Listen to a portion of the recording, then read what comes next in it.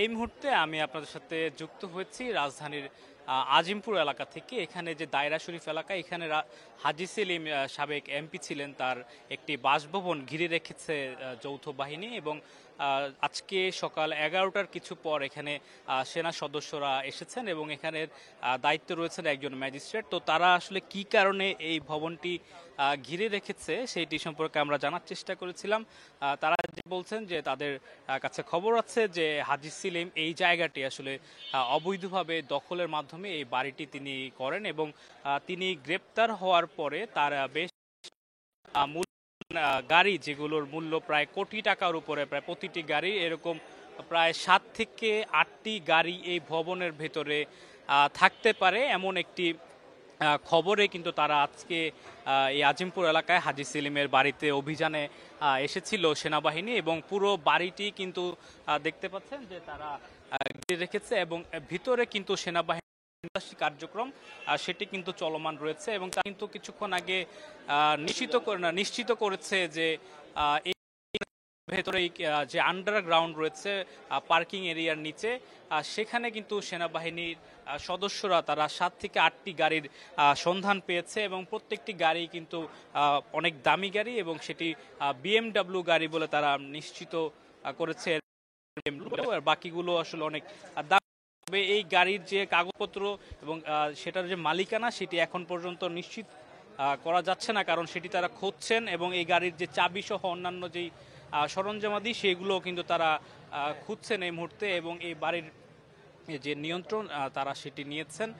আর সকাল 11টার কিছু পর তাদের এই যে অভিযান সেটি তারা শুরু করেছে এবং তাদেরকে সহায়তা করছে আইন শৃঙ্খলা রক্ষাকারী বাহিনী। তো তারা বলছেন যে ভেতরে তাদের যেই চলমান প্রক্রিয়া রয়েছে তাদের আইন অনুসারে সেটি মেনেই তারা আজকে অভিযানটি করছেন এবং ভেতরে তারা তল্লাশি কার্যক্রম সেটি চালাচ্ছেন। এবং এখানে হাজী সেলিমের বাড়ি ঘিরে রাখার যে প্রেক্ষাপট, সেই অনুযায়ী কিন্তু গণমাধ্যমের কর্মীরা তারা এসেছেন এখানে এবং পাশাপাশি এলাকাবাসীও উপস্থিত আছে এই জায়গায়।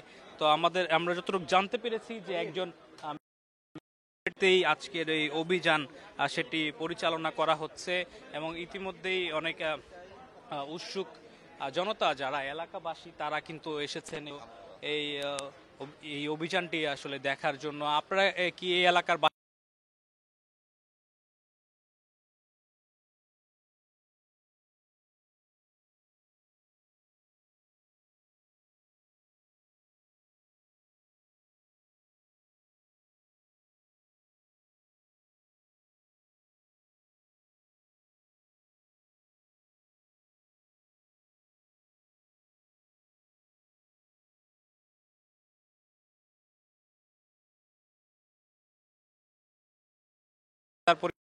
কোনো কিছু জানেন?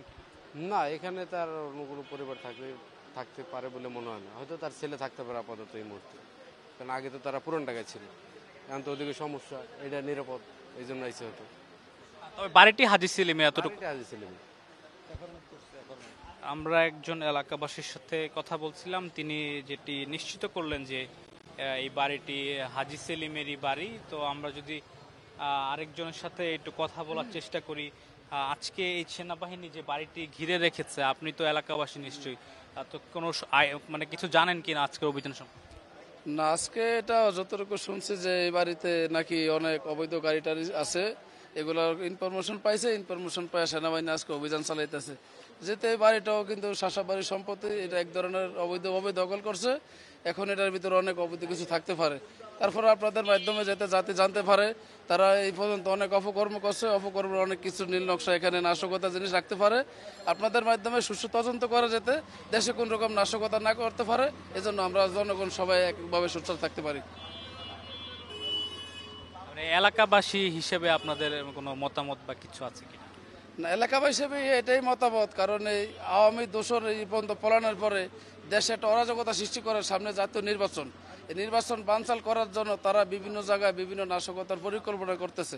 কারণ এখানেও এরকম পরিকল্পনা চলতে পারে, যেটা আপনাদের মাধ্যমে এখানে মিডিয়া আছে, সুষ্ঠু তদন্তের মাধ্যমে দেশে যাতে জনগণের জানমাল নিরাপত্তার জন্য কোনো অকারেজ না করতে পারে, এজন্য আপনারা আছেন, এজন্য আমরা সাধারণ মানুষ হিসেবে আছি আপনাদের সাথে।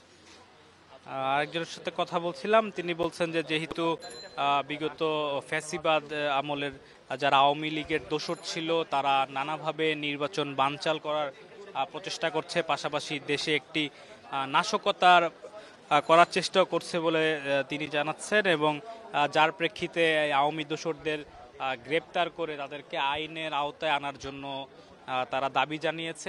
তা এলাকাবাসী সন্দেহ করছে যে এই বাসা থেকে কোনো ধরনের নাশকতার পরিকল্পনা করছে কিনা কেউ, সেটিও যেন আইন শৃঙ্খলা রক্ষাকারী বাহিনীর সদস্যরা কিংবা সেনাবাহিনীর সদস্যরা তারা যেন বিষয়টি খতিয়ে দেখে, এই দাবিটিও কিন্তু তুলেছেন এলাকাবাসী। এবং আপনাদেরকে সরাসরি দেখানোর চেষ্টা করছি, যে ভবনটি দেখতে পাচ্ছেন এই ভবনের ভেতরেই কিন্তু চলছে আজকের যে অভিযান সেটি। এবং এই ভবনের যে আন্ডারগ্রাউন্ড রয়েছে এই ফ্লোরটি যেটি দেখতে পাচ্ছেন এটি হচ্ছে পার্কিং ফ্লোর, এবং এর নিচেও আন্ডারগ্রাউন্ড রয়েছে, সেখানেই মূলত এই দামি গাড়িগুলো লুকিয়ে রাখা হয়েছে।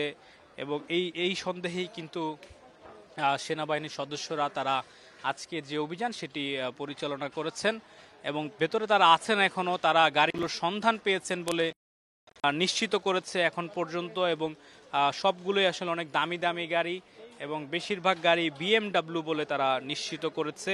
তবে এখনই আসলে যেহেতু অভিযানটি চলমান রয়েছে সেই ক্ষেত্রে তারা গাড়িগুলোর ছবি কিন্তু এখনো প্রকাশ করেনি, বা তাদের অভিযানের যে ছবি সেটি কিন্তু তারা এখনো প্রকাশ করেনি। এবং আমরা জানতে পেরেছি যে একজন নির্বাহী ম্যাজিস্ট্রেটের নেতৃত্বেই কিন্তু এই অভিযানটি পরিচালনা করা হচ্ছে। সুতরাং অভিযান শেষ হলে তিনি আনুষ্ঠানিকভাবে এই ভবন থেকে কি উদ্ধার করা গেছে বা কি জব্দ করেছেন সেটি নিয়ে কিন্তু তারা আনুষ্ঠানিকভাবে সংবাদ মাধ্যমে কথা বলার কথা রয়েছে। তবে আপাতত আমরা সর্বশেষ যেটি জানতে পেরেছি যে আজকে